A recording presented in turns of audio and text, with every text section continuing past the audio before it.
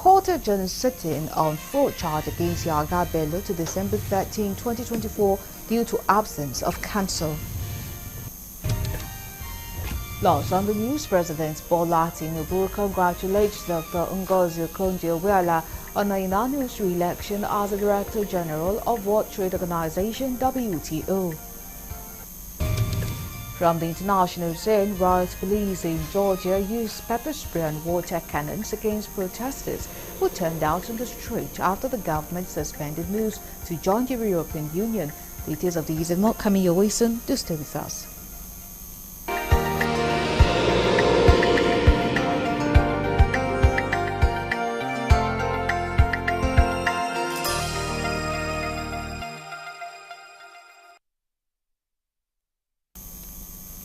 Many thanks for joining us at this time. Now, details of the news. Justice Emeka Nwite of the Federal High Court Abuja on Friday adjourned sitting on the alleged 80 billion naira fraud charge against the immediate past governor of Kogi State Yahya Bello to December 13, 2024 for the motion for abridgment and possible arraignment. Justice Nwite adjourned the sitting in the interest of fair hearing, noting that the matter had been originally adjourned to January 21, 2025. Correspondent Koleojo reports that when the matter was called on Friday, the former governor was asked why his lawyers were not in court. He said he was only informed of the sitting late Thursday night and so could not contact his lawyers to be at the court. The FCC counsel Kemi Pinero-san insisted that the defendant's plea be taken. He maintained that what the law requires is the presence of the defendant, not the presence of his lawyers, but the judge declined. While delivering a short ruling, Justice Nwite said that the matter came up on the 30th of October 2024 and was adjourned to 21st January 2025. The judge said that from the statement of the defendant, his lawyers are not aware of the date and therefore adjourned the matter in the interest of fair hearing. He directed that hearing notices be issued and served on the defendant's counsel, while the defendant should remain in the EFCC's custody to December 13. It will be recalled that at the last hearing on October 30, Justice Nwite had adjourned arraignment to January 21, 2025, but the EFCC had applied for the abridgment of the adjourned date initially fixed for arraignment. The defendant's lawyers were, however, not put on notice. And still on judicial matters, a federal high court in Abuja on Friday discharged and acquitted no fewer than 50 persons alleged to be members of the proscribed indigenous people of Biafra IPOB of allegations bordering on terrorism. Justice James Omotosho, in a judgment, held that the Nigerian police force failed in its entirety to establish a prima facie case against the 50 defendants, including 4 women. Correspondent Koleojo reports that Justice Omotosho, who upheld the no-case submission of the defendant, said that the prosecution failed to adduce any credible evidence linking the defendants with the allegation they were charged for. The judge consequently struck out the 3-count charge preferred against the defendants. Counsel to the defendants, Ifeanyi Ejiofor, expressed satisfaction with the decision of the court. The Inspector General of Police, under the charge, sued the 50 defendants. They were alleged to have assembled themselves inside 911 truck with registration number XA139BDN and engaging themselves in a meeting all about and in connection with an act of terrorism. Thanks to God Almighty for doing it,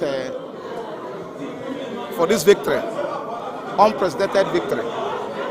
It's important for us to probably give you a background of what has happened so far. These were Nigerians, these were Biafrans and Igbos that were arrested on 1st of December 2023 and consequently transported to Abuja here for an allegation of being members of IPOB.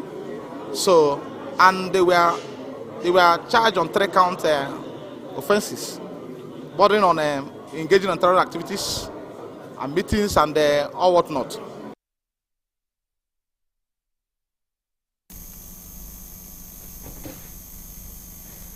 The Federal High Court in Abuja on Friday admitted the 109 foreign nationals allegedly involved in cybercrimes to bail in the sum of 1 billion naira.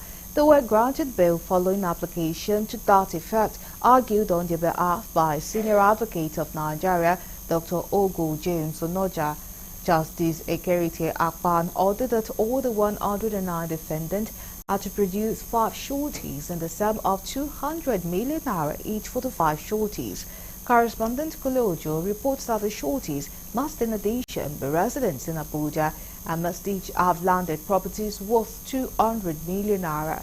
Justice Akpan further ordered that the accused persons and their 5 sureties must submit all the original traveling documents with the court registrar and must not travel out of Nigeria throughout the period of their trial. Justice Akpan agreed with Ogonoja's son that the essence of bail is to allow defendants to prepare for defense and the granting of such bail is at the discretion of the court. Pending the perfection of the bail conditions, Justice Akpan ordered that the males among the accused persons be remanded at Kuje prison, while the female ones are to be kept at Kefi prison in Nasarawa State. The Inspector General of Police had pushed the 109 defendants on trial on 6 counts bordering on cybercrimes allegedly committed in Abuja in 2024. However, the defendants, who are mainly Chinese, Indonesia, Brazil, Philippines, Vietnam, and Thailand nationals, pleaded not guilty to the charges. Meanwhile, Justice Akpan had fixed February 27 next year for their trial. Sign of the court that they are all foreigners who have no relations here, I think is fair. And we are ready to meet up the condition of the bail so that they can come out, so that we can profile them and ensure that they will take proper brief to conduct the trial. It's a fair bail condition. Okay, sir, could you just summarize the conditions? Well, one of the conditions is that they should get a 1 billion naira bond, then 5 sureties, buildable, landed property with a building. The Anambra State Police Command says it has arrested a couple, Mr. and Mrs. Okoye, over alleged kidnapping in Ozubulu local government area of Anambra State. The command, in a statement by spokesperson Tochukwu Ikenga made available to newsmen, said the couple specializes in sending threatening messages to people and demanding ransom, or they shall be abducted or killed. The couple is said to have confessed to the crime and admitted destroying SIM cards which they had earlier used to perpetrate the crimes.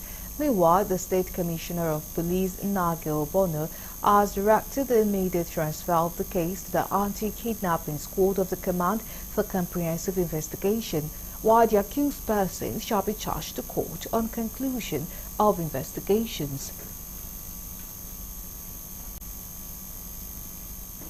Now to other stories, the federal government's annual electricity subsidy has risen by 269% to 2.4 trillion naira in 2024 from 650 billion naira in 2023.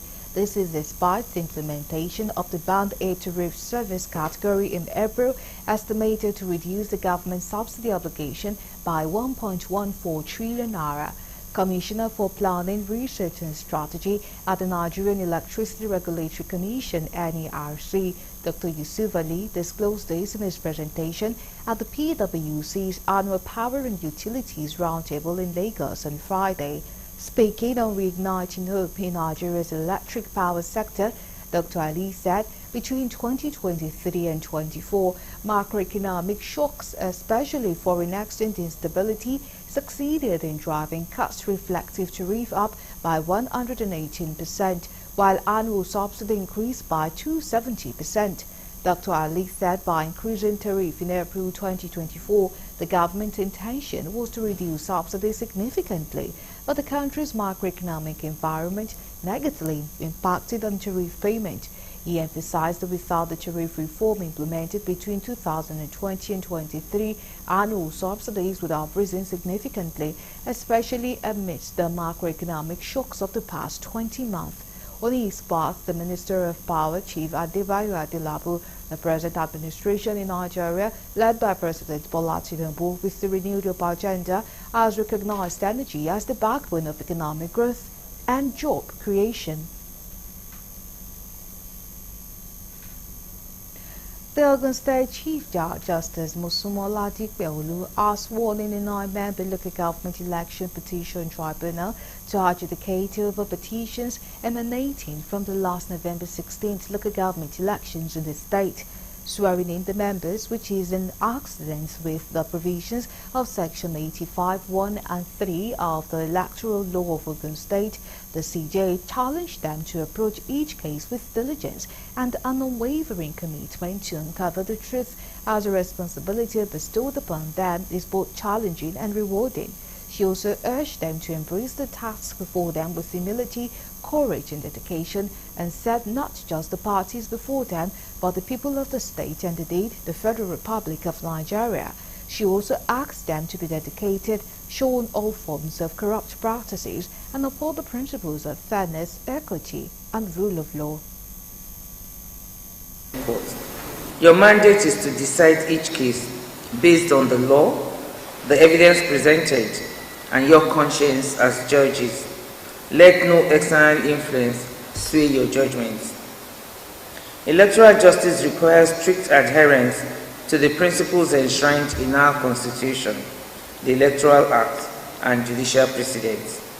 The Nigerian judiciary has consistently held that the tribunal is a court of both law and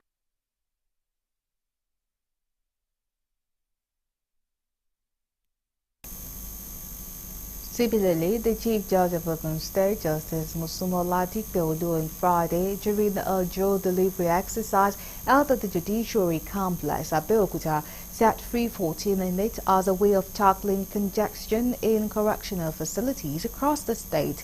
This is just as the Chief Judge equally refused to pardon an alleged 51-year-old rapist, Jimoh Mohammed, said to have defied a 14-year-old girl around 2018, while Cyril Philip, aged 40, who was allegedly involved in the kidnapping of the traditional ruler of a town in Ogun, Waterside local government area of the state in 2019, was equally not pardoned. Justice Dikbeolu described the exercise as a crucial mechanism to review cases, expedite justice, rehabilitate, and most importantly, promote the reintegration into society individuals who faced a lengthy pretrial detention. She explained that the justice system has recently witnessed challenges, including overcrowding in correctional facilities and delay in court proceedings caused by many factors. Justice Dikbeolu revealed that the periodic jail delivery was in compliance with the constitutional duty of the Office of the Chief Judge of the state, which gives power to review cases to identify those ready for release, particularly inmates with prolonged detention or serious health issues. The main essence of this program is to ensure that our system promotes reintegration rather than mere punishment for inmates with prolonged stay in custody, their case being determined within the time frame stipulated under the law. As we implement this program, we recognize the importance of upholding the principles of justice. You're still on to the news on Galaxy TV. Coming up next.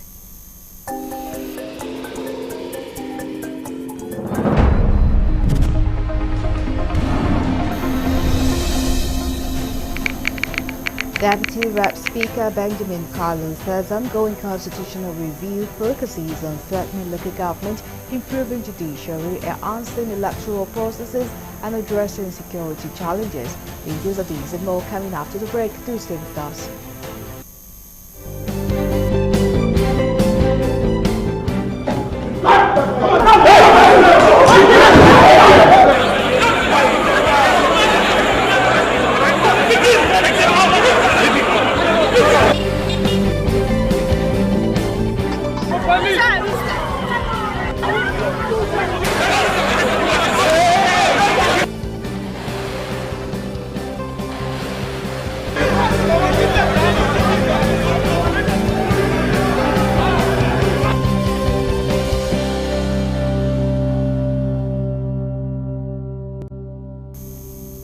We are glad to have you back.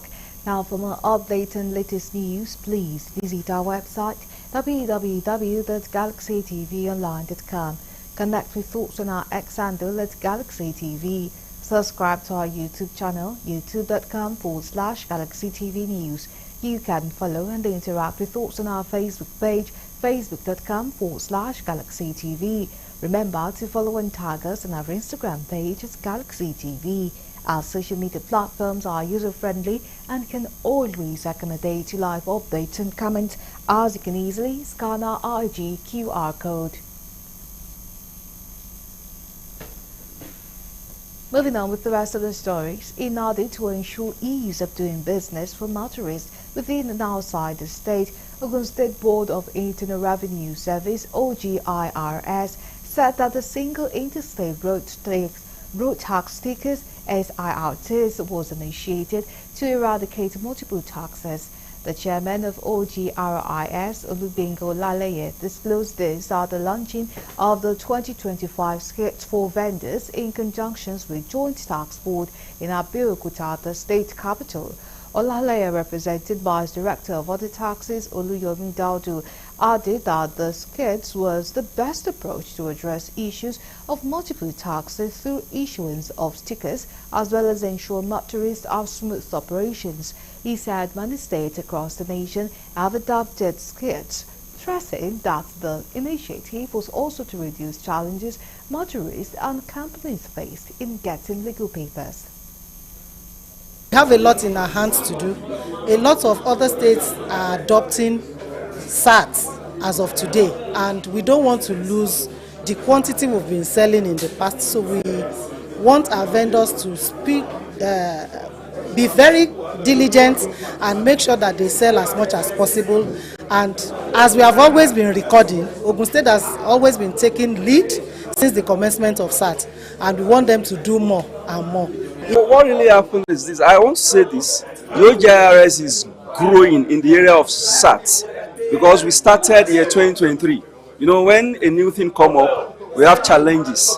But as far as this year is concerned, 2024, so we are growing. And they actually assured us, because we have some challenges that we are experiencing in other states, and which we have complained about, and they actually promised they are going to improve on it, which I believe they are going to do. So I want to say we have recorded tremendous gain from it.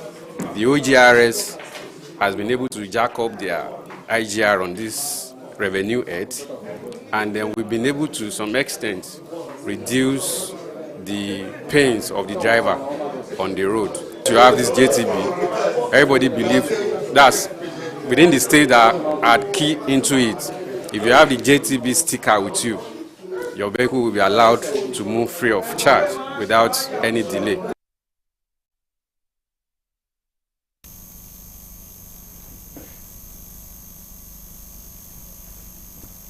President Bola Tinubu congratulates Dr. Ngozi Okonjo-Iweala, former Coordinating Minister for the Economy and Minister of Finance, on a unanimous re-election as the Director General of the World Trade Organization, WTO. The renowned development economist and global finance expert made history 2021 as the first African and first woman to lead the 164-nation member WTO. Our first term as the 7th Director General of the WTO will expire on August 31st, 2025, while the second term begins September 1st. The Nigerian leader notes with delight that Dr. Okonjo-Iweala's unanimous appointment for a second four-year term demonstrates the trust and confidence the international community places in the leadership to advance multilateral trade and sustainable global development. Bayo Ononuga, Special Advisor to the President on Information and Strategy, in a statement said President Tinubu is confident that the continued leadership will strengthen the International Economic Organization's role as a critical pillar of inclusive global economic growth and good governance in the next 4 years. As a committed member of the WTO, ECOWAS, and the African Continental Free Trade Area, Nigeria will continue to support the WTO's mission to foster a fair, inclusive, and equitable multilateral trading system. Ononuga said President Tinubu assures Okonjo-Iweala of Nigeria's steadfast support as she consolidates her bold reform dedication to equitable global trade practices and tireless effort to promote international cooperation.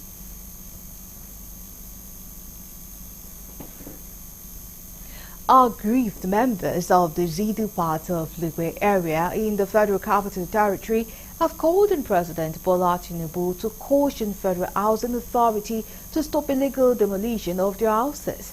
This is coming after a demolition exercise in the community on Wednesday, November 27, despite an ongoing court on the particular building. General Chairman of the community, Prosper Mosele, who spoke on behalf of the community during a protest in the community in Abuja on Friday, blamed NCDA for sending surrogates for the demolition of the area without due process. We therefore appeal to our very own Mr. President, our father, the #1 citizen of Nigeria. Hear our cry. Like somebody said, 30001. Hear our cry and help us. The FCT Minister, Senator Ireti, our lovely IGP, our combatant and indefatigable AIG Zone 7. He further appealed to the FCT Minister Nyesom Wike, the Senator representing FCT, Senator Ireti Kingibe, and the Inspector General of Police human rights activists in all that matters in Nigeria to help compel FHA to be law-abiding by respecting court orders and do the needful by keeping the promises of compensating the people. Test structures were to be brought down, and over 25,000 families were to be unjustly displaced and made IDPs in their own country by insensitive Federal Housing Authority staffs and their partners who are presumed to be land grabbers, land racketeers without human feelings.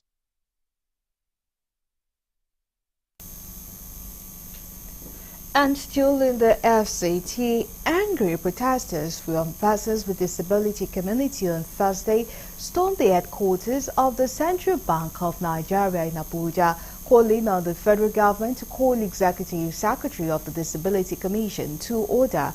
Not only that, they attributed the abnormalities being perpetrated at the Commission to the activities of one Teminu Abdullahi, a Chief of Staff of the Commission from the Central Bank of Nigeria. The protesters faulted the CBN officials for acting contrary to the directives from the Bureau of Public Procurement on the supply of crushers worth 100 million naira, while the contractor is yet to be paid by the Disability Commission. They called on the authorities of the Central Bank of Nigeria to their staff to order by doing the needful of paying awarded contractors to the Commission. Speaking with journalist Abu Joseph, one of the contractors to the National Commission for Persons with Disabilities, said the issue has been reported to the Bureau of Public Procurement (BPP) with a written letter to the Disability Commission to stop advertising of the capital project, which has already been awarded to the said contractor. As at the time of filing this report, all effort to get the reaction of the CBN Teminu Abdullahi to speak to the media proved abortive.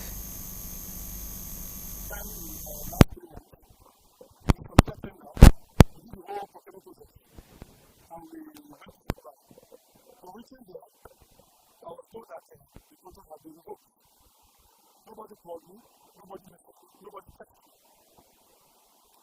We committed the goods there and we left. And they told me they were going to get back to me. I went back to speak to you. 5 occasions we couldn't see him. The last one that happened was we went there, we saw him in the car. 3 hours he was in the car, he saw us and went.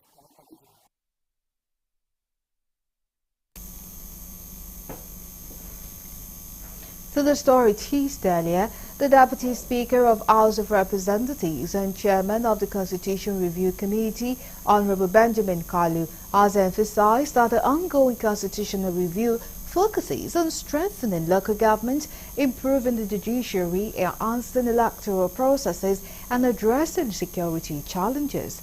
Speaking during a committee meeting, Kalu outlined additional priorities, including power devolution, gender equality, fiscal reforms, and human rights.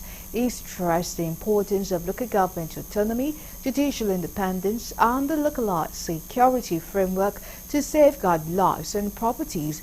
The review also seeks to promote gender equality, ensuring fair representation of women in governance. Kalu highlighted the committee's goal to enhance fiscal responsibility, ensure equitable revenue allocation, and strengthen fundamental rights protection in alignment with Nigeria's aspirations.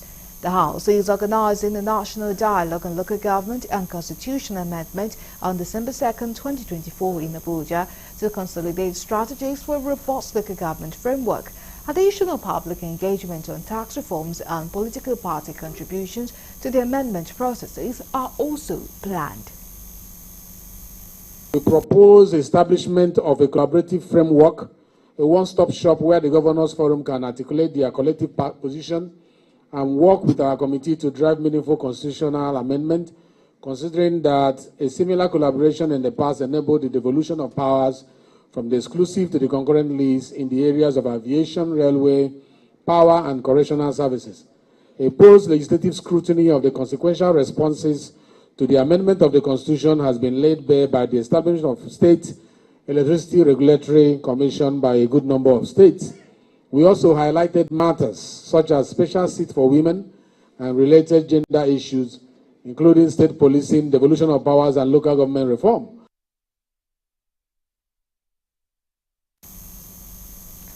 Governor Vasani has said that his administration will be fair and just to everyone, be them farmers, elders and traders, in order to achieve lasting peace and development in Kaduna State. The governor gave the commitment in an inquiry when he received the first set of repentant bandits and opened the cattle market, which has been closed for about 10 years due to insecurity. It disclosed the Kaduna State government, in collaboration with some federal agencies, established a peace dialogue group, which has been engaging stakeholders tirelessly. According to him, these individuals are being enrolled in a rehabilitation program designed by Kaduna State government in partnership with the federal government. The governor warned that the rehabilitation of repentant bandits is based on the principle of carrot and stick approach. As part of our broader strategy, we are developing the Kaduna model, a comprehensive framework for sustainable peace and security.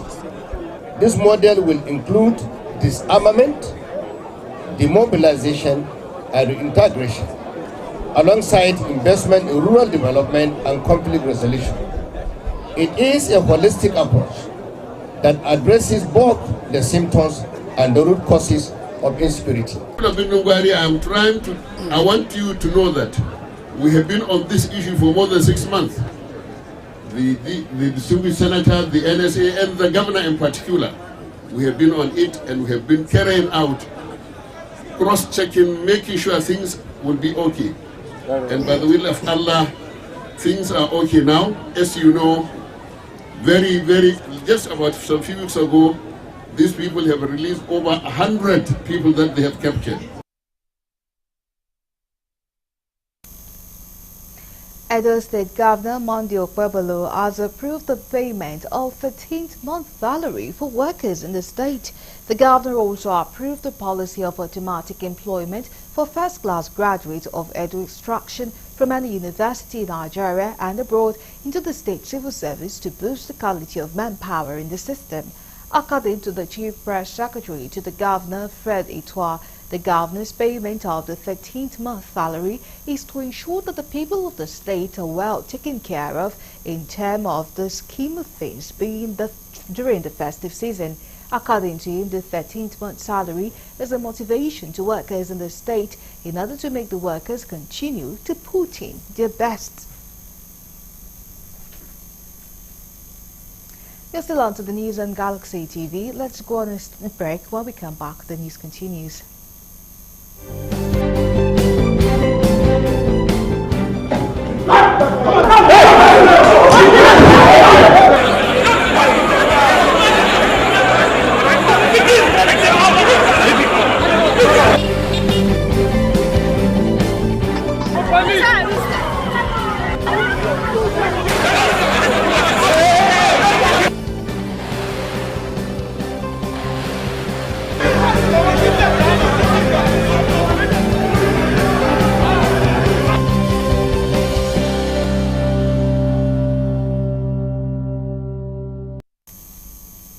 We are glad to have you back. Now moving on with the rest of the stories.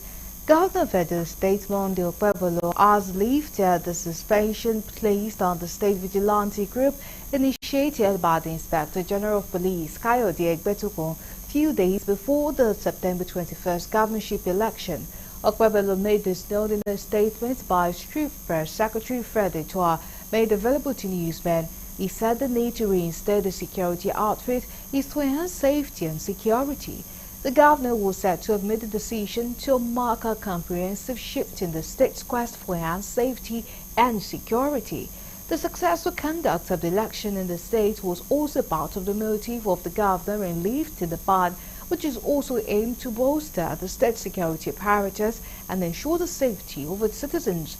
As part of the reinstatement process, all returning officers are required to report to the office of the state corps commander or their respective zonal offices for further directives.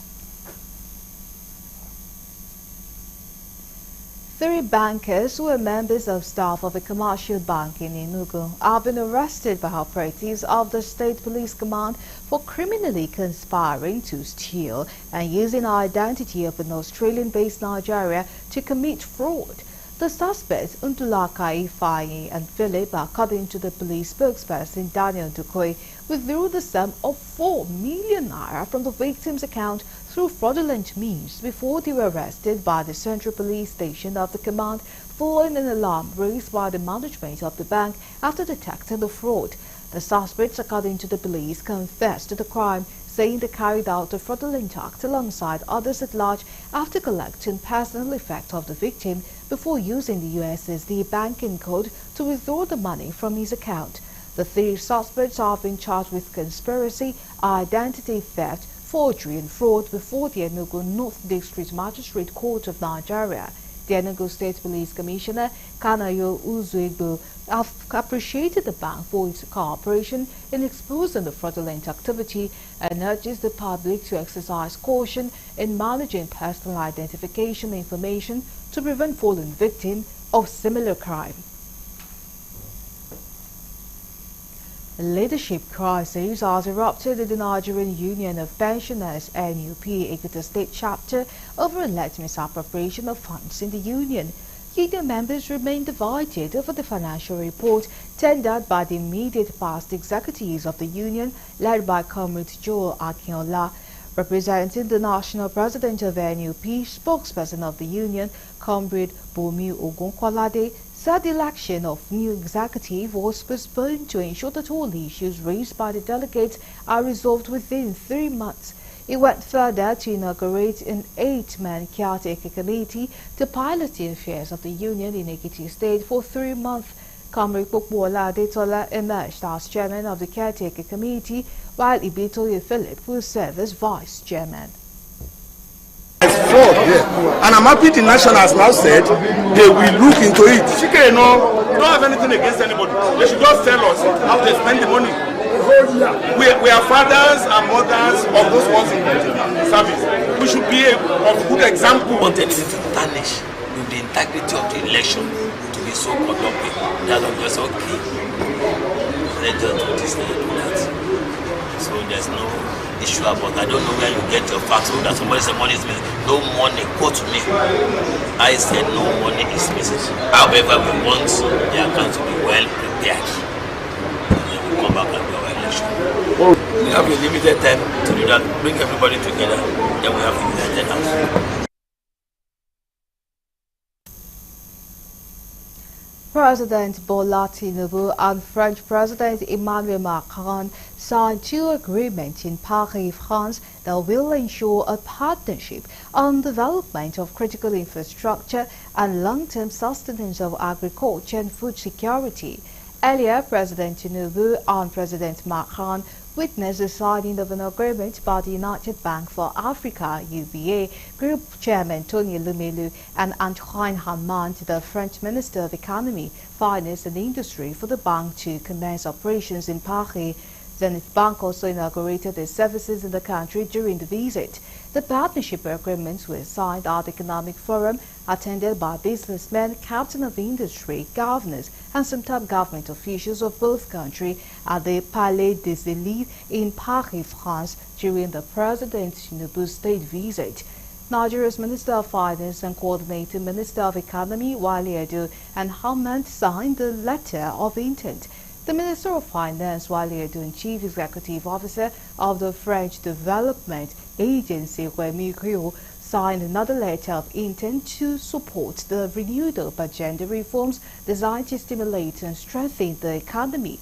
The Federal Republic of Nigeria also affirmed its support for the project financed by the AFD and committed to ensure that the implementation of the project are expedited efficiently.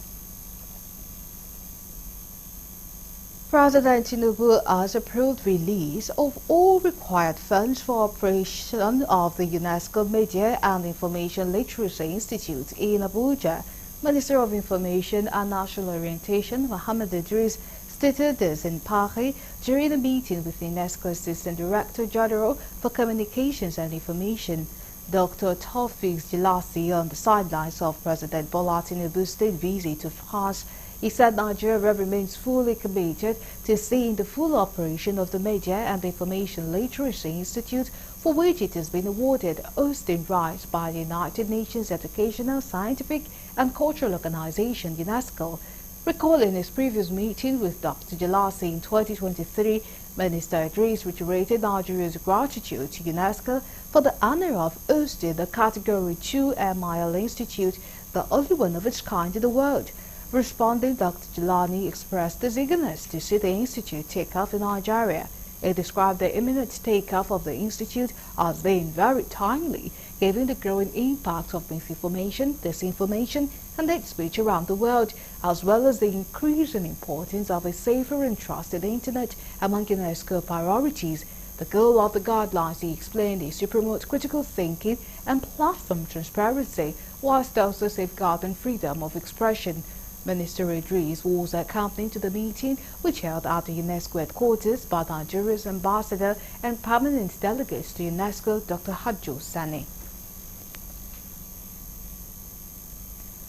Business and economic experts have identified a nation's culture and behavior as critical factors to its success or otherwise.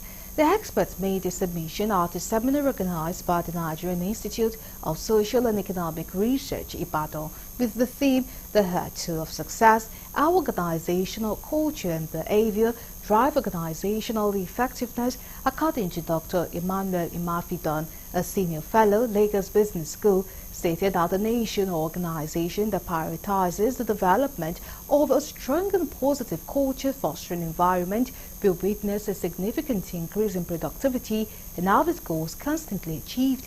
Imafidon also described organizational culture as central because of its ability to shape and enhance employees' behavior, collaboration and communication, thus fostering innovation and agility. The seminar's chairman, Volucio Phillips, said organizations build foundation for long-term resilience, agility and success through fostering culture aligned with vision, strategies and goals. Earlier, NISCR Director General Professor Antonia Simbene described the seminar as a reflection on ways organizational culture and behavior shape the effectiveness of public institutions, private enterprises and civil society organizations. National culture of Nigeria, which is driven by the value system of Nigeria. So there is an opportunity to continue to review those values to see how well they are helping the nation in its development. So that if there be any part of it that we don't think is working well for our success as a nation, we unlearn it. We find a way to move away from that value and embrace the value system that will see to our success. Even the nation, a state, can be considered an organization of some sort. So if we all understand that the behavior and culture of wherever we find ourselves has an impact on the success that we want to achieve, or that we end up getting or not getting. Don't forget that institutions are insulated against the personalities. The way we do things as an institution is the way anybody who comes in has got to comply. And when we develop a culture and a way and manner in which we do things, people come in and they comply with it and not continuously change it and create a continuous state of turbulence.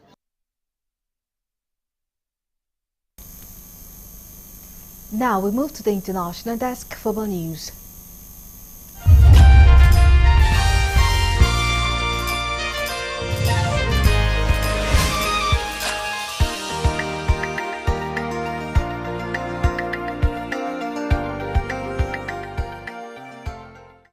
This is news from the international scene. Riot police in Georgia used pepper spray and water cannon against protesters who turned out on the streets of Tbilisi after the government suspended moves to join the European Union. 43 people were arrested at the demonstrations in the capital, the government said. Crowds turned out after Prime Minister Irakli Kubakidis said his government would drop its pursuit of EU membership until the end of 2028, a move criticized by more than 100 diplomats on Friday as unconstitutional. Kubakidis was accused the bloc of blackmail after EU legislators called for last month's parliamentary elections in Georgia to be rerun. They cited significant irregularities. Since 2012, Georgia has been governed by Georgian Dream, a party which critics say have tried to move the country away from the EU and closer to Russia. The party claimed victory in last month's election, while opposition MPs are boycotting the new parliament, alleging fraud, while the country's president, Salome Vuravishvili, has called the one-party parliament unconstitutional. Sweden has formally asked China to cooperate with an investigation into damage to two cables in the Baltic Sea after a Chinese ship was linked to the incident. The cable, one linking Sweden to Lithuania and the other between Finland and Germany, were damaged in Swedish territorial water in the Baltic Sea on 17 and 18 November. A Chinese ship, the Yipeng 3, is believed to have been in the area at the time and has since been anchored in the international waters of Denmark. Beijing has denied any involvement in sabotage and on Friday said it was willing to work with Sweden and other countries to find out what happened. The Yipeng 3 left the Russian port of Ust-Luga west of St. Petersburg on 15 November. Early on 17 November, the alien cable between the Swedish island of Gotland and Lithuania was damaged. The following day, the Sea Lion 1 cable between the Finnish capital Helsinki and the German port of Rostock was severed. Data from ship tracking websites suggests the Yipeng 3 sailed over the cable at around the time that each was cut. Australia's warned travellers not to drink some liquor in Laos following a spate of deaths linked to suspected methanol poisoning. Australians should avoid drinking Tiger vodka and Tiger whiskey due to serious safety concern, Australia's Foreign Affairs Department said on its travel advisory website on Friday. It added that Laotian authorities have barred the sale and consumption of these two products due to concerns that they were a health risk. Reports suggest that 6 people who died earlier this month in the Laotian town of Vang Vieng as drunk shots of locally made vodka. Noting the death, the Australian Travel Advisory said travellers should be alert to the potential risks, particularly with spirit-based drinks, including cocktails. Among those who died in Vang Vieng are 2 Australians, Bianca Jones and Ollie Bowers, who were both 19. All of them had been staying at the Nani Backpackers Hostel. 8 members of staff were detained on Tuesday, but yet to be charged. The owner of the hostel, which is now closed, had previously denied serving illicit alcohol. Families of the Australian victims have urged the government in Laos to continue pursuing the case. Still on the international scene, a power cut plunged Zimbabwe's parliament into darkness as Finance Minister Mutsuling Kube was finishing his budget speech. The lights flickered and died, leaving top officials, President Emerson Mnangagwa, Vice President Constantino Chiwenga, and members of parliament sitting in the dark. The outage is a symptom of Zimbabwe's ongoing crisis, with daily 12-hour blackouts driven by prolonged drought that is crippling energy generation at the Kariba Dam, the country's main power source. As the lights went out, opposition MPs shouted that the outage was an apt metaphor for the country's state of affairs. George Manyaya, a spokesperson from Zimbabwe Electricity Supply Authority, told journalists that the blackout had not been planned. He said Parliament had its own dedicated electricity supply, which is exempt from power cuts. He said the blackout had happened because of lightning strike. Before the lights went out, Nkube said that the agricultural sector would contract by 15% this year because of the drought. He, however, projected that the economy would grow by 6% next year due to the forecast of above-average rainfall, which would also serve to improve electricity supply.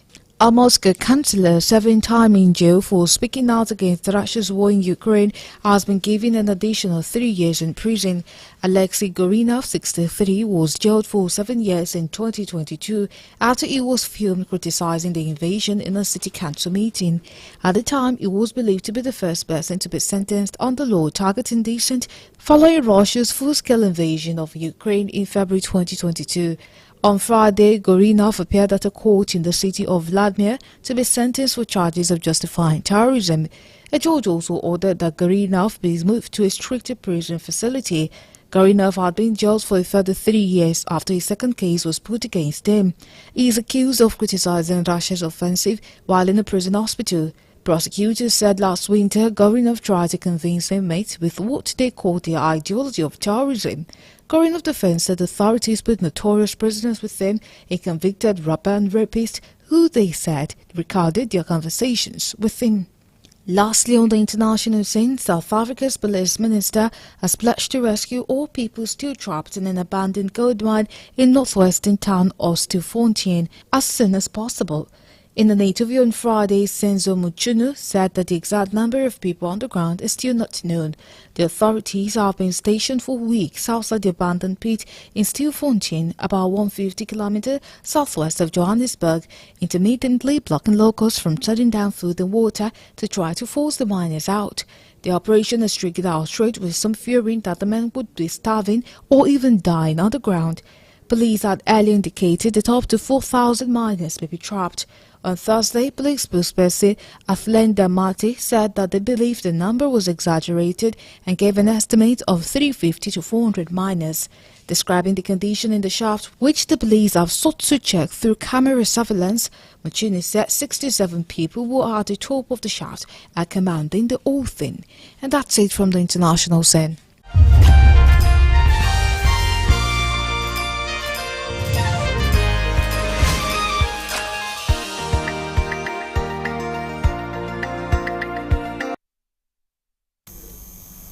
Coming your way next, entertainment news.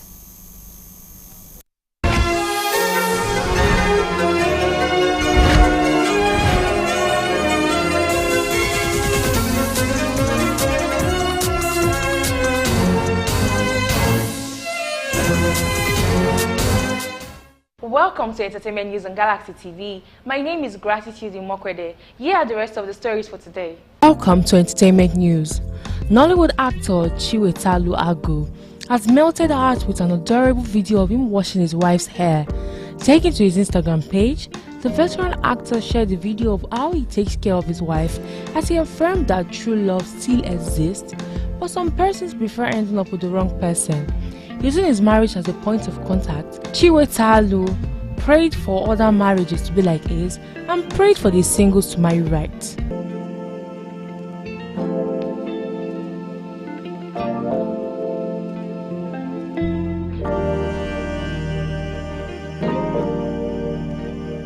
Big Brother Naija reality star Angel Smith has caused a stir online as she refollows one of her exes, Papi Foresiti, who is a musician. It was reported on their respective Instagram pages that the former lovebirds have started refollowing each other again.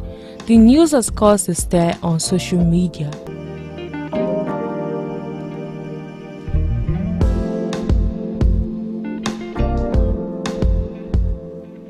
A video of a man who moved into his house under construction has gained huge traction on the net. the man who owns the car parked into his unfinished house and displayed the exterior of his property, while some people urged him to sell one car and use the proceeds to complete his building. Others congratulated the man. He announced on his TikTok page that he has parked into his uncompleted building. He displayed this by sharing a video of his unfinished work and giving a reason for his action. According to him, he moved into his unfinished house to avoid ridiculous rent amounts.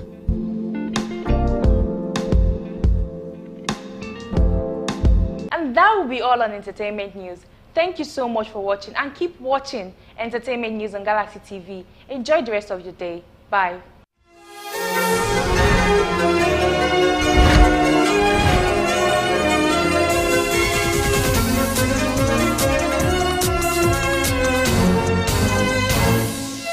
Thank you.